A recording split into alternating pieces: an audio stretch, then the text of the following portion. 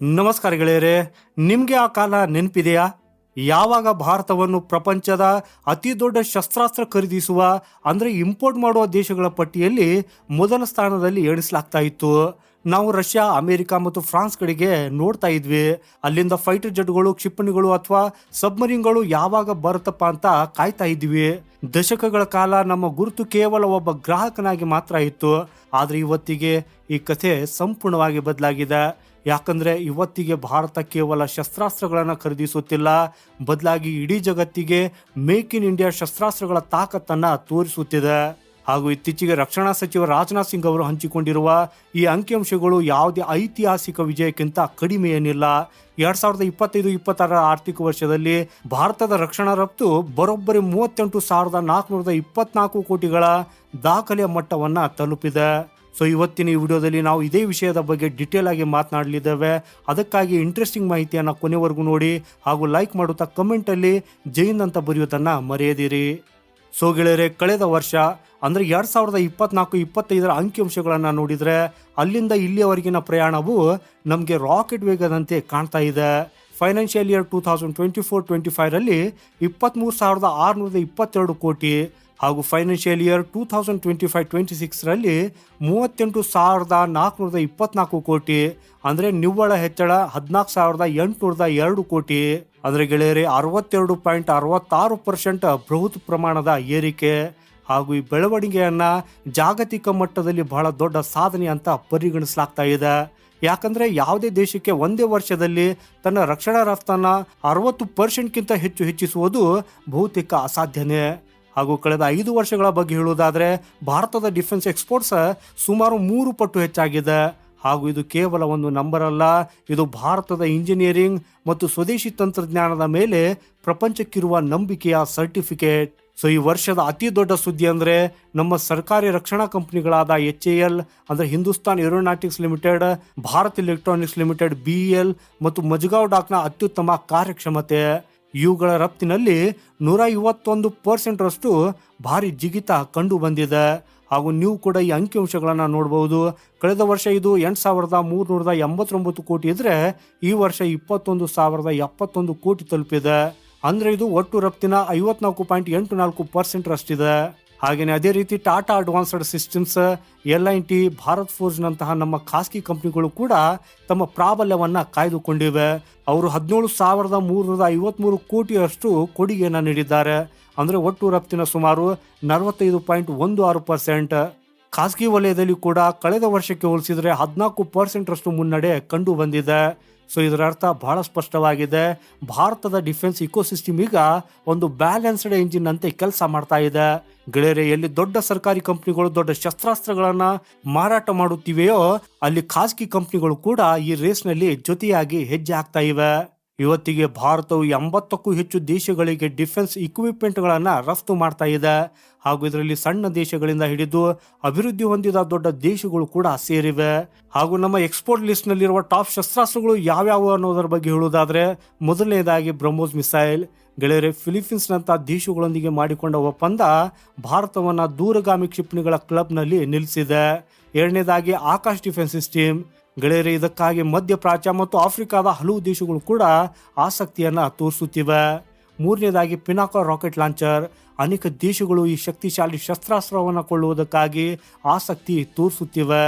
ನಾಲ್ಕನೇದಾಗಿ bullet proof ಜಾಕೆಟ್ಗಳು ಮತ್ತು ರೆಡಾರ್ಗಳು. ಗೆಳೆಯರೆ, ಭಾರತವು ವಿಶ್ವದ ಅತ್ಯುತ್ತಮ ರೆಡಾರ್ ಮತ್ತು ಪರ್ಸನಲ್ ಪ್ರೊಟೆಕ್ಟಿವ್ ಗೇರ್ಗಳನ್ನು ತಯಾರಿಸುವ ದೇಶಗಳಲ್ಲಿ ಒಂದಾಗಿದೆ. ಹಾಗೆಯೇ ಇಲ್ಲಿ ಮತ್ತೊಂದು ದೊಡ್ಡ ವಿಷಯವೆಂದರೆ ರಫ್ತು ಮಾಡುವ ನಮ್ಮ ಕಂಪನಿಗಳ ಸಂಖ್ಯೆ 128ರಿಂದ 145ಕ್ಕೆ ಏರಿದೆ. ಅಂದರೆ ಈ ಕ್ಷೇತ್ರಗಳಲ್ಲಿ ಹೊಸ ಆಟಗಾರರು ಮೈದಾನಕ್ಕೆ ಇಳಿಯುತ್ತಿದ್ದಾರೆ. ಗೆಳೆಯರೆ, ಇದನ್ನು ಆಳವಾಗಿ ತಿಳಿಯಬೇಕಾದ್ರೆ ಇದೇನು ರಾತ್ರೋರಾತ್ರಿ ನಡೆದ ಪವಾಡವಲ್ಲ. ಇದರ ಹಿಂದೆ ಸರ್ಕಾರದ ಒಂದು ಯೋಚಿಸಿದ ತಂತ್ರವಿದೆ. ಆನ್ಲೈನ್ ಪೋರ್ಟಲ್ಗಳು ಮತ್ತು SOP ಅಂದರೆ ಸ್ಟ್ಯಾಂಡರ್ಡ್ ಆಪರೇಟಿಂಗ್ ಪ್ರೊಸೀಜರ್ಗಳನ್ನು ಸರ್ಕಾರ ಎಷ್ಟು ಸರಳಗೊಳಿಸಿದೆ ಅಂದರೆ ಈಗ ಎಕ್ಸ್ಪೋರ್ಟ್ ಲೈಸೆನ್ಸ್ಗಾಗಿ ಕಂಪ್ನಿಗಳು ಸರ್ಕಾರಿ ಕಚೇರಿಗಳಿಗೆ ಅಲಿಯಬೇಕಿಲ್ಲ. ಹಾಗೆಯೇ ನಿಮ್ಮ ಮಾಹಿತಿಗಾಗಿ ಹೇಳುವುದಾದರೆ ಗೆಳೆಯರೆ, ಸರ್ಕಾರವು ಸುಮಾರು 500ಕ್ಕೂ ಹೆಚ್ಚು ಡಿಫೆನ್ಸ್ ಐಟಮ್ಗಳ ಇಂಪೋರ್ಟನ್ನು ಸಂಪೂರ್ಣವಾಗಿ ಬ್ಯಾನ್ ಮಾಡಿತ್ತು. ಹಾಗೂ ಇದರಿಂದ ದೇಶೀಯ ವಸ್ತುಗಳ ಉತ್ಪಾದನೆ ಹೆಚ್ಚಾಗಿದ್ದು ಈಗ ಸ್ವತಃ ಭಾರತೀಯ ಸೇನೆಯೇ ಈ ಮೇಕ್ ಇನ್ ಇಂಡಿಯಾ ಉತ್ಪನ್ನಗಳನ್ನು ಬಳಸ್ತಾ ಇದೆ. ಯಾವಾಗ ನಮ್ಮ ಸ್ವಂತ ಆರ್ಮಿ ಇದನ್ನು ಬಳಸೋದಕ್ಕೆ ಆರಂಭಿಸಿತೋ ಆಗ ಜಾಗತಿಕ ಮಾರುಕಟ್ಟೆಯಲ್ಲಿ ಇದರ ಕ್ವಾಲಿಟಿಯಲ್ಲಿ ಯಾವುದೇ ರಾಜಿ ಇಲ್ಲ ಅನ್ನೋ ಸಂದೇಶ ರವಾನೆಯಾಗಿ ಭಾರತದ ಬ್ರ್ಯಾಂಡ್ ವ್ಯಾಲ್ಯೂ ಹೆಚ್ಚಾಗಿತ್ತು. ಹಾಗೆಯೇ ಇತ್ತೀಚೆಗೆ ರಕ್ಷಣಾ ಸಚಿವ ರಾಜನಾಥ್ ಸಿಂಗ್ ಅವರು ಸೋಷಿಯಲ್ ಮೀಡಿಯಾ ಎಕ್ಸ್ನಲ್ಲಿ ಹೆಮ್ಮೆಯಿಂದ ಪ್ರಧಾನಿ ಮೋದಿಯವರ ನೇತೃತ್ವದಲ್ಲಿ ಭಾರತವು ಡಿಫೆನ್ಸ್ ಎಕ್ಸ್ಪೋರ್ಟ್ನಲ್ಲಿ ಯಶಸ್ಸಿನ ಕಥೆಯನ್ನು ಬರೆಯುತ್ತಿದೆ ಅಂತ ಬರೆದಿದ್ದಾರೆ. ಹಾಗೂ ಭಾರತವನ್ನು ವಿಶ್ವದ ಟಾಪ್ ಡಿಫೆನ್ಸ್ ಎಕ್ಸ್ಪೋರ್ಟ್ಸ್ಗಳ ಪಟ್ಟಿಯಲ್ಲಿ ಸೇರಿಸುವುದೇ ಈಗಿನ ಸ್ಪಷ್ಟ ಗುರಿಯಾಗಿದೆ.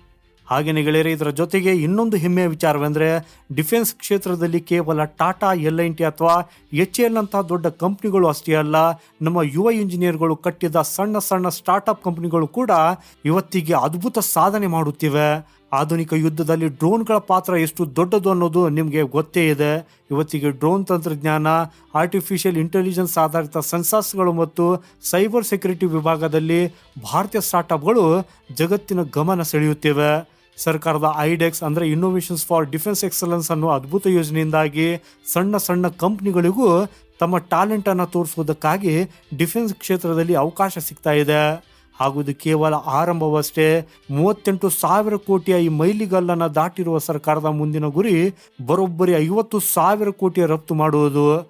ಹಾಗೂ ನಮ್ಮ ದೇಶಿ ಕಂಪ್ನಿಗಳಿಗೆ ಇದೇ ಬೆಂಬಲ ಸಿಕ್ಕರೆ ಆ ಗುರಿಯನ್ನು ಮುಟ್ಟುವುದು ಕೂಡ ಕಷ್ಟವೇನಲ್ಲ.